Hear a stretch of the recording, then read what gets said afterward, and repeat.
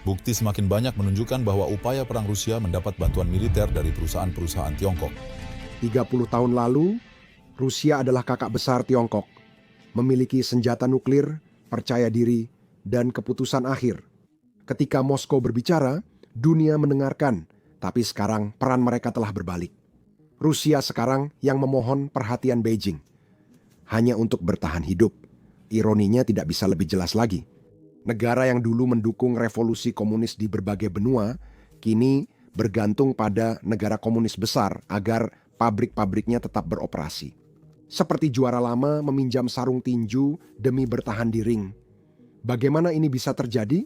Bagaimana sebuah negara dengan senjata nuklir, minyak, gas, dan sumber daya alam yang melimpah bisa menjadi sangat bergantung pada Tiongkok? Apa yang diinginkan Beijing sebagai imbalannya? Untuk memahaminya, kita harus melihat saat keseimbangan mulai bergeser. Ketika Rusia menyerbu Ukraina pada awal 2022 Barat tidak ragu-ragu. Sanksi dijatuhkan dengan keras dan cepat, memutus Rusia dari ekonomi global yang telah diandalkannya selama bertahun-tahun. Dalam semalam, Moskwa yang dulu rutin di meja perdagangan internasional kini harus berebut sisa. Sebelum perang, Rusia dengan mudah mengakses pasar barat yang penuh kemewahan. Nah, semua itu lenyap. Sejak 2021 ekspor Uni Eropa ke Rusia turun hampir 65% dan impor turun hampir 89%. Bukan hanya angka perdagangan yang terpukul, seluruh industri kehilangan alat yang mereka butuhkan untuk beroperasi, mulai dari mesin Jerman, elektronik Amerika, hingga semikonduktor yang menggerakkan segala sesuatu dari tank hingga traktor. Rusia kehilangan semuanya. Karena itu, pabrik-pabrik terhenti, para insinyur terpaksa berimprovisasi, dan ritme industri negara itu terputus di tengah jalan. Ini seperti Rusia ingin band tetap main, tapi setengah instrumennya disita di perbatasan. Militer merasakan dampaknya lebih awal, yang terasa seperti keadilan puitis karena mereka sedang menginvasi wilayah lain. Rusia sudah lama membanggakan teknologi unggulannya meski tanpa komponen penting dari Barat. Mereka terjebak menutupi kekurangan dengan suku cadang mahal dari jalur belakang. Semikonduktor jadi sangat berharga, harganya naik 2 kali lipat, dan muncul jaringan gelap untuk memenuhi permintaan, tapi tetap tidak menutupi kekurangan.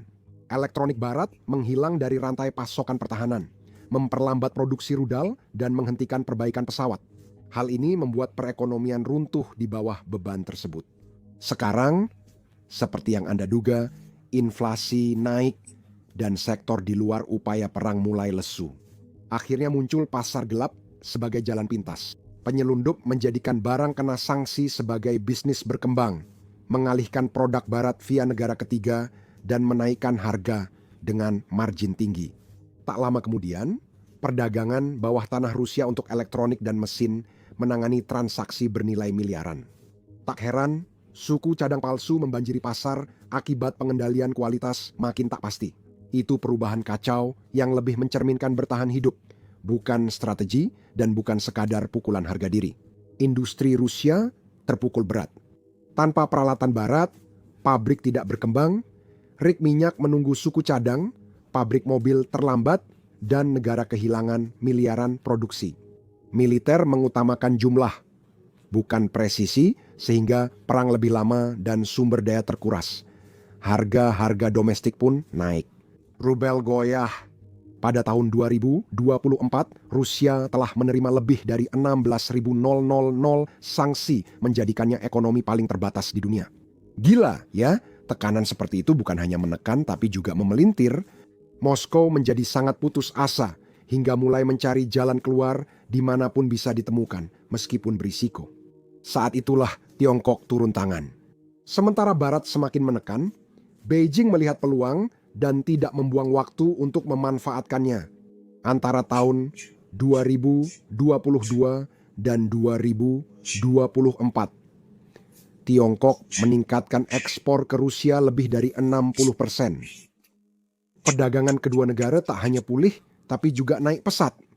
Tahun lalu, ekspor mesin perkakas Tiongkok ke Rusia naik 4 kali lipat, dan komponen seperti mesin pesawat, elektronik, serta bahan kimia mulai masuk. Ini bukan sekadar suku cadang, tapi jadi tulang punggung produksi drone Rusia, perbaikan rudal, dan logistik di medan perang. Tiongkok tidak hanya mengisi kekosongan yang ditinggalkan oleh sanksi Barat, tetapi juga membanjirinya. Lebih dari 4 miliar dolar barang dual use dikirim dalam setahun, termasuk bahan peledak dan pembuat mesiu. Beijing mengalihkan kapal Barat lewat jaringan sendiri, diam-diam melewati pembatasan demi menjaga mesin perang Rusia. Rusia membalas dengan mengirim minyak dan gas murah ke timur, meningkatkan keamanan energi Tiongkok. Ini bukan amal, tapi pengaruh, dan Tiongkok tahu apa yang mereka beli. Perubahan yang dimulai bertahun-tahun lalu dan masih berlangsung hingga sekarang telah memberikan Tiongkok kendali atas industri-industri Rusia seperti yang dulu dimiliki Eropa.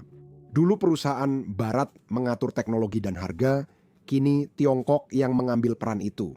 Perubahan arah itu terlihat jelas dalam kesepakatan energi, di mana dulu Rusia yang menetapkan aturan, tapi sekarang mereka mengikuti aturan Tiongkok. Contohnya, pipa Power of Siberia, 2 proyek besar antara dua raksasa, untuk menyalurkan hingga 50 miliar meter kubik gas per tahun. Dari semenanjung Yamal di Rusia, melalui Mongolia ke Tiongkok Timur Laut. Secara teori ini kemenangan ekspor gas Moskow, tapi waktunya menunjukkan hal sebaliknya. Gazprom tak akan melihat gas mengalir hingga minimal 2031, bahkan mungkin belum setengah kapasitas sebelum 2034 atau 2035. Tiongkok yang menentukan waktunya, menunggu hingga permintaan domestik cukup kuat. Tiongkok mengatur laju negosiasi dan menentukan biayanya. Inilah yang disebut daya tawar. Rusia tetap terikat, sementara Beijing mendapat energi murah tepat waktu. Wajar jika pipa-pipa ini diperluas untuk memenuhi kebutuhan Tiongkok dulu. Cengkeraman ini meluas ke jalur gas dan kehidupan ekonomi Rusia sehari-hari.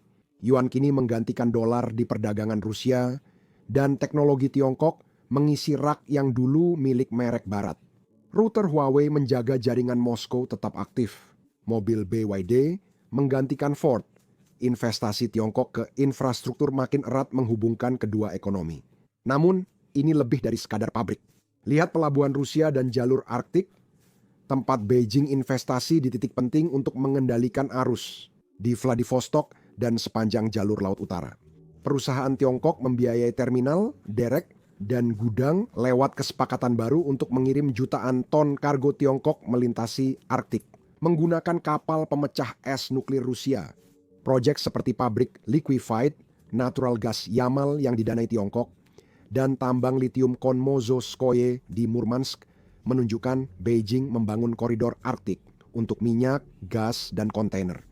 Hubungan ini telah mendorong lonjakan besar dalam pengiriman transit dengan Tiongkok sebagai mitra utama. Yang terjadi di kehidupan nyata bukan sekadar bantuan, tapi juga kepemilikan. Beijing memastikan Rusia bergantung pada sistem buatan Tiongkok untuk memindahkan barang.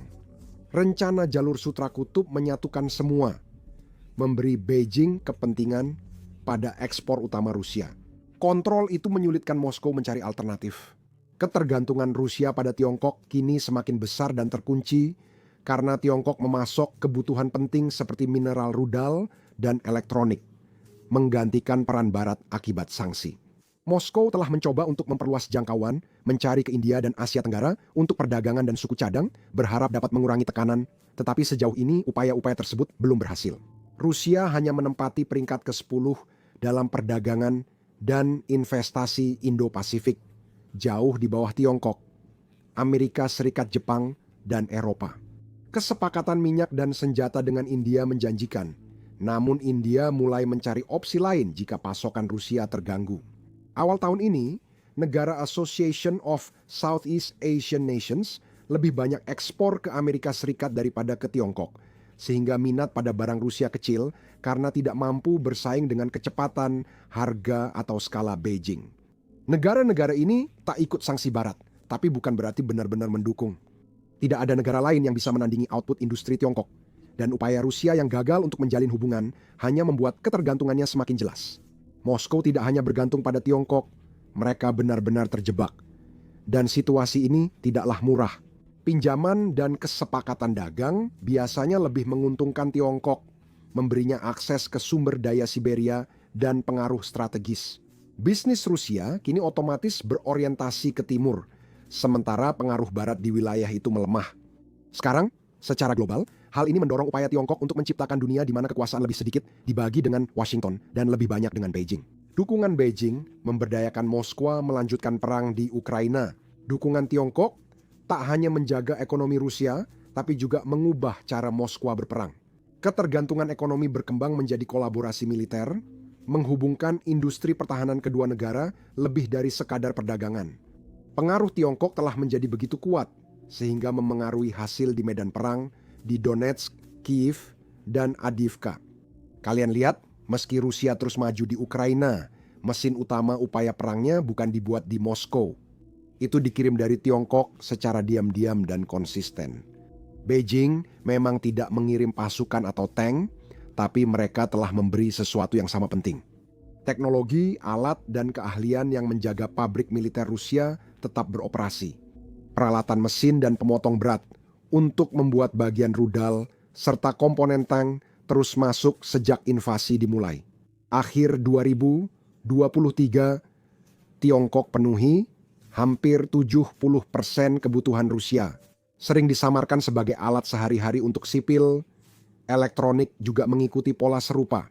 Chip dan sirkuit yang diberi label untuk perangkat konsumen pada akhirnya digunakan untuk mengarahkan senjata. Membantu Rusia menghindari sanksi Barat sambil menjaga produksi dan teknologi tetap berjalan. Dalam konteks ini, Tiongkok bukan memasok amunisi, melainkan ambisi satu pengiriman demi satu. Namun, ini bukan hanya tentang peti dan formulir bea cukai. Dukungan Tiongkok terhadap ekonomi perang Rusia telah berkembang menjadi sesuatu yang jauh lebih erat dan bersifat industri. Di Yekaterinburg, insinyur Beijing diam-diam membantu memperbarui pabrik tua Rusia menjadi pusat produksi berkapasitas tinggi, didukung arus perdagangan sipil. Pengiriman dari Tiongkok tiba dengan kereta api, lalu pabrik-pabrik yang diperbarui mulai beroperasi setelah pembongkaran. Produksi drone di sana naik 2 kali lipat tahun ini, berkat dukungan peralatan dan keahlian dari Tiongkok. Transformasi ini terjadi diam-diam. Namun, hasilnya tetap terdengar keras di medan perang, meski kolaborasinya berlangsung lebih dalam di balik layar. Ahli drone Tiongkok telah beberapa kali ke Rusia untuk pengembangan teknis di Izhevsk Electromechanical Plant Kupol, produsen senjata negara yang disanksi Barat. Menurut pejabat keamanan Eropa dan dokumen Reuters, para ahli telah mengunjungi Kupol lebih dari 6 kali sejak pertengahan 2024. Selama periode tersebut, Kupol menerima kiriman drone serang dan pengintai buatan Tiongkok melalui perantara Rusia. Ini termasuk drone serang satu arah A-140 dan A-900 dengan model tambahan seperti A-60A100 dan A-200 yang tercantum untuk pengiriman di masa mendatang. Ini bukan hanya dukungan logistik, tapi juga rekayasa bersama. Ini perpaduan kekuatan industri Tiongkok dan ambisi militer Rusia. Dan ini terjadi secara terang-terangan, tersembunyi di dalam statistik perdagangan dan manifest kereta api. Jejak Beijing tampak jelas di infrastruktur perang Rusia, dari Ural hingga pabrik drone yang disangsi. Namun, Moskow tidak mempromosikan bagian ini. Label Made in Russia pada tank dan peluncur menutupi fakta sebenarnya. Sebagian besar mesin itu memakai komponen lokal Tiongkok. Ini bukan produksi lokal penuh, melainkan perakitan dengan komponen asing, seperti papan sirkuit, sensor, dan rumah mesin. Dan tanpa komponen-komponen itu, industri pertahanan Rusia akan terhenti. Sistem ini sepenuhnya bergantung pada Tiongkok. Dan tanpa itu, tidak ada pengganti dalam negeri yang siap digunakan. Rantai pasokan lintas perbatasan dikendalikan oleh Tiongkok. Dukungan Tiongkok begitu kuat, sehingga NATO memperkirakan 80% komponen penting dalam drone ini berasal dari produsen Tiongkok. Kamu paham artinya? Tiongkok bertanggung jawab atas semua mimpi buruk penerbangan yang meneror Ukraina? Ambil contoh drone Shahid. Drone itu memakai desain Iran, tapi sensornya dan baterai buatan Tiongkok membuatnya sangat presisi. Atau model Lancet yang mengandalkan prosesor dan modul dari Shenzhen untuk memburu target dengan akurasi setajam pisau bedah. Tiongkok tak menyerahkan senjata, hanya menjual peluru, bubuk mesiu, dan baja laras. Lalu mundur saat Moskwa menarik pelatuk. Bicara soal mengambil sikap penyangkalan yang masuk akal ke tingkat berikutnya ya. Banyak yang membahas kecerdikan Rusia, tapi pasokan stabil dari Tiongkok yang menjaga perang drone berjalan. Jika terputus, serangan akan berhenti. Beijing tahu ini dan menyukainya. Rasa lapar Rusia akan suku cadang akibat perang membantu menyerap kelebihan produksi pabrik Tiongkok, menyelesaikan masalah produksinya sendiri, sekaligus mempererat cengkeramannya pada Moskwa. Jika Rusia berhenti membeli, surplus industri Tiongkok menumpuk. Jika Tiongkok berhenti memasok, keunggulan udara Rusia hilang. Ini adalah tarian yang dipimpin dengan tegas oleh Tiongkok. Yang bisa dilakukan Rusia hanyalah mengikuti, sementara ketergantungannya semakin besar dan semakin terpojok. Tiongkok tak hanya memperkuat mesin perang Rusia, tapi juga mengambil pelajaran dari situasi ini. Setiap bagian drone dan pabrik yang dialihfungsikan memberi Beijing peluang langsung mempelajari pelajaran dari medan perang Moskwa. Tiongkok telah belajar dengan serius dan mempersiapkan diri menghadapi konflik di Taiwan. Tiongkok melihat Taiwan sebagai saudara yang terpisah karena perang saudara, bukan tetangga. Bersatu kembali lebih dari sekadar kebanggaan. Tindakan itu memberi Tiongkok kendali atas pusat teknologi utama, khususnya industri semikonduktor yang menggerakkan banyak hal, dari ponsel pintar hingga jet tempur. Seiring Taiwan berkembang menjadi salah satu sektor teknologi terbesar di dunia, keinginan PKT untuk mengklaim negara itu sebagai miliknya sendiri semakin kuat. Apakah strategi ini terdengar mirip dengan seseorang dari Rusia yang kamu kenal? Dua diktator menginginkan kejayaan yang hilang. Maksudku, coba pikirkan saja, pandangan Rusia terhadap Ukraina tidak jauh berbeda. Rusia menganggap negara itu bagian dari bekas kerajaannya, penuh sejarah dan bahasa serupa, namun kini condong ke barat. Bagi Moskow, invasi itu adalah tentang mendorong NATO mundur dan menyatukan kembali Kekaisaran Soviet. Bagi Beijing, Taiwan penting untuk mengamankan jalur laut dan menahan pengaruh Amerika. Dan bagi Xi Jinping yang telah membangun kekuatan Tiongkok sejak 2012 ini bukan sekadar strategi, ini adalah urusan pribadi. Dia mengamati kesalahan Rusia dengan saksama, belajar tanpa harus melepaskan satu tembakan pun. Pendekatan Xi tenang, licik, dan penuh perhitungan. Dia mempelajari kesalahan Rusia di medan perang seperti pelatih menonton rekaman pertandingan. Seolah-olah Beijing sedang menonton maraton rekaman perang Rusia, mencatat hal-hal penting untuk invasi besar-besaran mereka sendiri. Berkas bocor mengungkap Rusia memberikan desain kursi pelontar jet tempur, perlengkapan pendaratan, dan taktik rantai pasokan. Semua yang kamu perlukan untuk invasi ke pulau. Ini bukan sekadar saran ramah, melainkan bagian proyek bersama berkedok riset sipil dengan laboratorium dan pertukaran teknologi yang berpotensi militer. Lebih dari 50% kolaborasi ini masih berjalan dengan ahli Rusia membantu penyempurnaan perlengkapan tempur Tiongkok. Xi tidak terburu-buru, dia sedang mengumpulkan pelajaran, mengubah luka-luka Rusia menjadi cetak biru Tiongkok untuk serangan cepat dan bersih melintasi Selat Taiwan. Ketika dia akhirnya melakukan invasi, dia akan melakukannya dengan persiapan penuh dan siap menghadapi reaksi internasional yang mungkin terjadi. Itulah yang benar-benar membuat Taiwan khawatir. Jika Tiongkok bergerak, mereka harus kirim pasukan lewat laut sambil hindari rudal dan drone. Rusia telah melewati medan serupa di Ukraina, jadi Tiongkok mengamati setiap langkah dan memperlakukan Ukraina sebagai ruang kelas hidup. Itu akan membuat penerapan praktisnya terasa sangat mudah. Drone mereka kini meniru model Rusia dengan kamera lebih tajam dan penargetan lebih cerdas. Hasil perbaikan itu membuat pola artileri mereka jelas meniru rentetan berat Moskwa. Tim logistik Tiongkok menyesuaikan jalur pasokan berdasarkan cara Rusia menjaga truk tetap bergerak di jalan yang hancur akibat bom. Tapi inilah kenyataan buruk bagi Taiwan. Militer Tiongkok tidak hanya belajar, mereka sudah jauh lebih maju dibandingkan Rusia. Dengan lebih dari 2 juta tentara kapal dan jet canggih yang jauh lebih unggul dibandingkan armada Rusia yang sudah tua, angkatan bersenjata Tiongkok dibangun untuk kecepatan dan presisi. Sebaliknya, tentara Rusia menunjukkan usianya. Tank-tank sering rusak, perlengkapan kurang, dan moral menurun. Namun, kita telah melihat dalam beberapa tahun terakhir betapa destruktifnya kekuatan itu. Taiwan tidak seberuntung itu.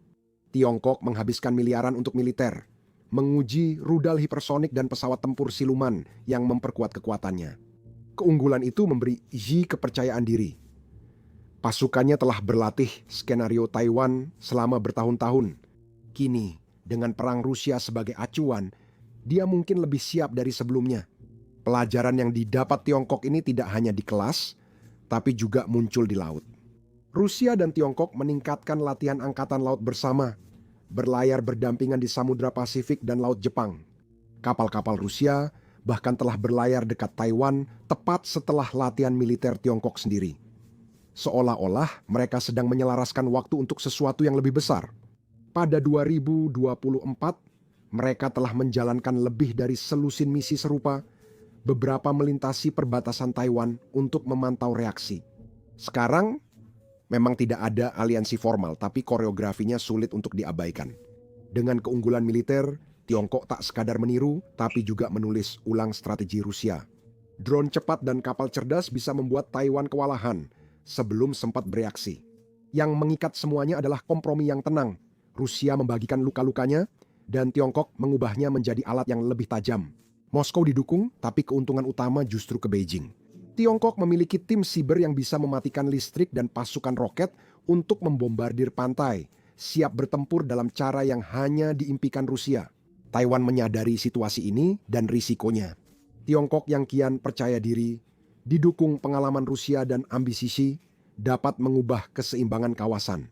Ironisnya, Rusia berperang di wilayahnya sendiri, tapi memberi Beijing kunci menghadapi badai lebih besar. Xi tidak hanya menyaksikan, dia tersenyum saat membuka pintu itu. Sekarang, persiapan perang Tiongkok bukan hanya membuat Taiwan gelisah, tapi juga membunyikan alarm di seluruh dunia. NATO mengawasi kerjasama Tiongkok-Rusia dan mulai mengambil langkah menghadapi permainan yang lebih besar. Saat Eropa bersiap menghadapi potensi serangan Rusia, Barat juga membangun pertahanan baru di Pasifik. Amerika Serikat telah memperdalam hubungan militer dengan Jepang, Korea Selatan, dan Filipina, memindahkan lebih banyak aset ke wilayah tersebut dan mengadakan latihan bersama hanya beberapa mil dari perairan Tiongkok. Australia, yang dahulu jauh dari konflik, kini berperan utama dalam Pakta Australia-United Kingdom-United States dengan membantu membangun kapal selam nuklir untuk menghadang Angkatan Laut Tiongkok. NATO tak hanya bertahan, tapi juga membuat strategi Pasifik yang sangat kuat hingga bisa jadi pemberat pintu. Itulah cara dunia menunjukkan bahwa mereka memperhatikan dan bersedia mengambil tindakan untuk membatasi kekuatan Tiongkok. Dan ini bukan hanya soal membela Taiwan, ini tentang membentuk ulang seluruh keseimbangan di kawasan Indo-Pasifik. Rantai pasokan sedang dialihkan, pangkalan militer diperluas, dan aliansi diperkuat untuk terus menekan Beijing dari berbagai sisi.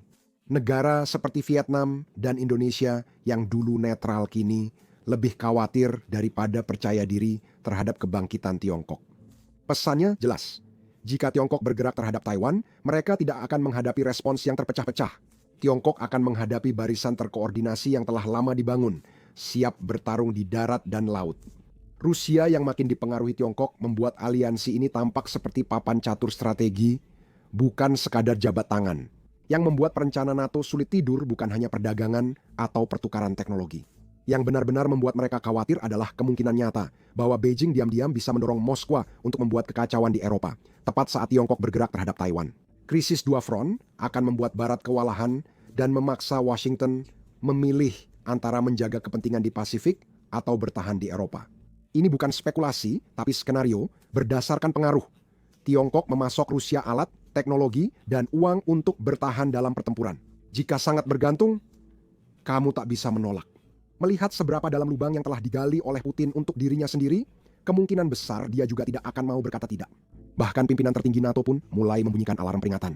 Sekretaris Jenderal Mark Rutte baru-baru ini memperingatkan bahwa Tiongkok dan Rusia sedang menguji keteguhan Barat di berbagai lini. Dia menekankan NATO harus siap merespons ancaman di Eropa dan Indo-Pasifik secara bersamaan. Pesannya jelas. Era konflik di satu wilayah telah berakhir. Karena itu, situasinya tak lagi dianggap mustahil. Mereka mulai menyesuaikan diri. Latihan gabungan di seluruh Eropa telah diperluas.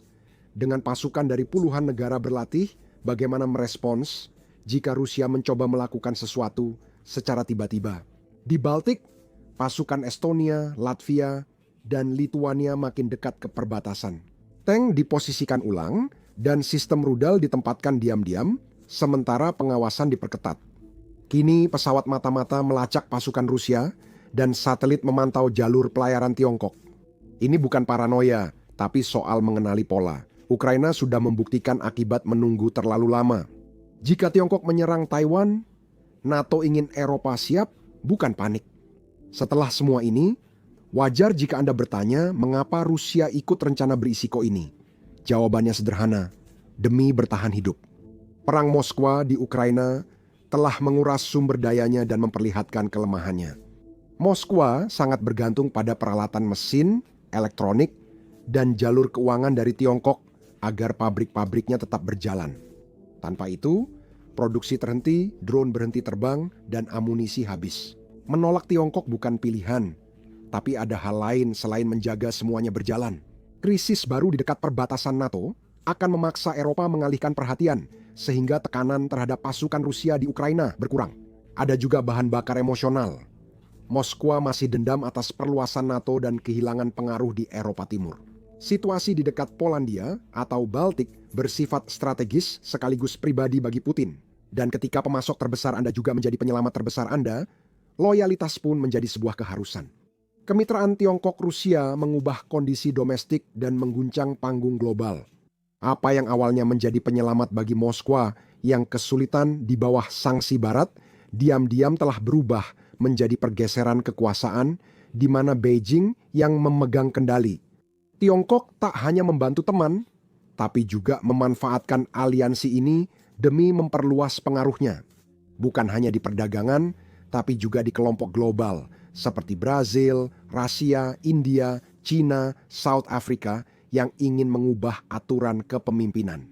Beijing menyebut kemitraan ini sebagai kerja tim untuk melawan dominasi Barat. Ini adalah pesan yang menarik bagi negara-negara di selatan global yang merasa diabaikan oleh keputusan-keputusan yang dipimpin Amerika Serikat selama puluhan tahun. Penawarannya terdengar adil, suara-suara baru, aturan-aturan baru, dan ketergantungan yang lebih sedikit pada dolar atau bank-bank yang dijalankan oleh Barat. Rusia mendampingi Tiongkok di pertemuan puncak dan pidato mengibarkan bendera persatuan multipolar. Namun di balik slogan itu, keseimbangan kekuatan masih belum setara. Contohnya Brazil, Rusia, India, China, South Africa. Di atas kertas, ini adalah kelompok kekuatan yang sedang naik daun yang terdiri dari Brasil, Rusia, India, Tiongkok, dan Afrika Selatan, dengan anggota baru seperti Iran dan Mesir yang ikut bergabung. Kelompok ini membahas peningkatan perdagangan, perbaikan sistem global, dan alternatif pengaruh Barat. Tapi jika diperhatikan lebih dekat, dominasi Tiongkok sangat jelas terlihat. Ekonominya hampir mencapai 20 triliun dolar. Sementara ekonomi Rusia nyaris tidak melewati 2 triliun dolar. Itu bukan kemitraan, melainkan kesenjangan kekuasaan. Tiongkok menyumbang sekitar 60% produk domestik bruto Brazil, Rusia, India, China, South Africa. Sehingga Tiongkok yang menentukan arah, membentuk agenda, dan memilih ide yang dijalankan. Sementara itu, Rusia lebih seperti penyanyi, latar, hadir, bersuara keras, tapi tidak benar-benar memimpin lagu. Bahkan perluasan kelompok ini menunjukkan siapa yang benar-benar memegang kendali. Tiongkok sangat mendorong penambahan anggota baru, berharap membangun blok yang lebih besar yang mencerminkan prioritasnya sendiri. India dan Brasil khawatir kursi lebih banyak akan mengurangi pengaruh mereka. Rusia tidak keberatan dan tidak bisa menolak. Dengan ekonominya yang sedang tertekan dan citra globalnya yang tercoreng, Moskwa membutuhkan Tiongkok lebih dari sebelumnya. Mereka tetap setuju, meski keputusan itu merugikan kepentingan jangka panjang mereka. Ini bukan tim setara, lebih seperti Tiongkok memilih restoran dan Rusia berharap diundang makan. Dinamika ini hadir di seluruh agenda Brazil, Rusia, India, China, South Africa. Dalam pengembangan teknologi, kesepakatan energi hijau, atau membangun sistem keuangan yang menghindari sanksi Barat, Tiongkok memimpin pembicaraan. Sementara Rusia mengikuti dan berterima kasih atas perhatian serta jalur ekonomi yang ada. Persatuan hanya ditampilkan di kamera, kenyataannya transaksional.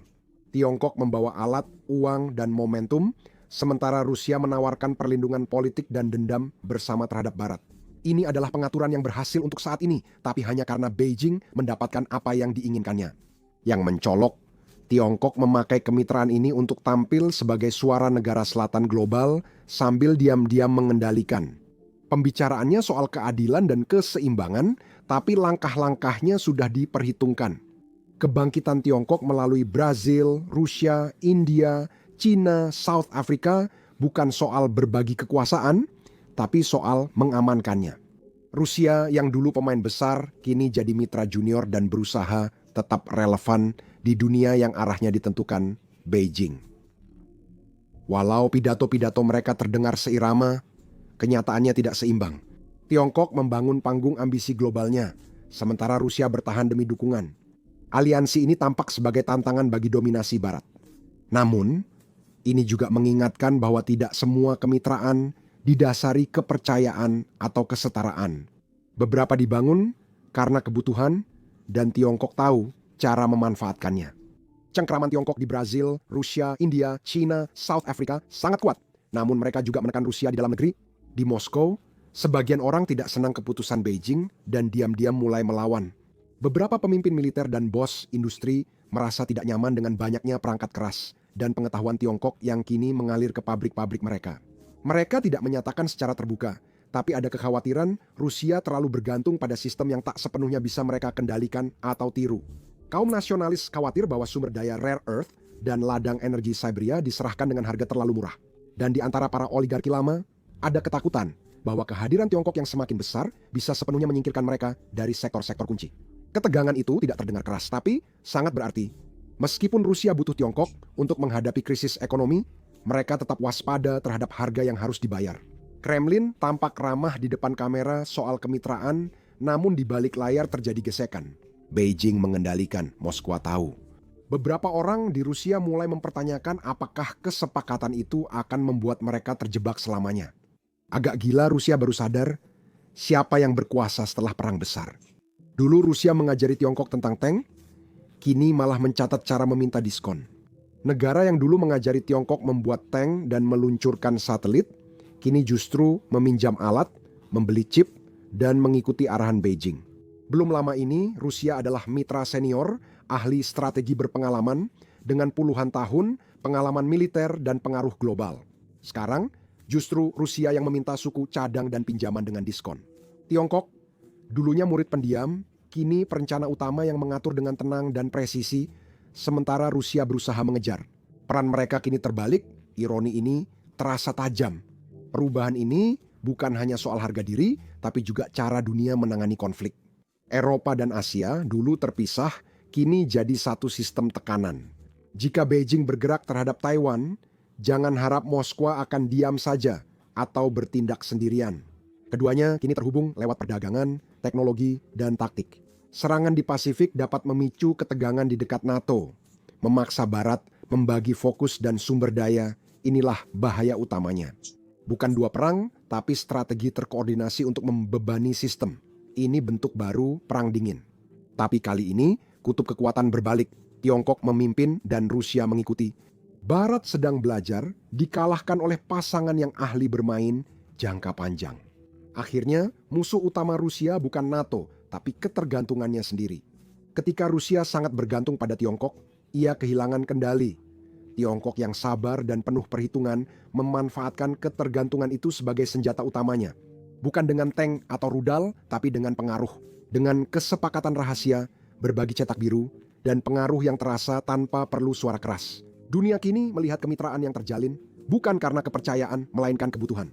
Ketika kebutuhan mendorong strategi, hasilnya jarang bersih. Sering tajam, tak terduga, dan sulit diubah. Terima kasih telah menonton.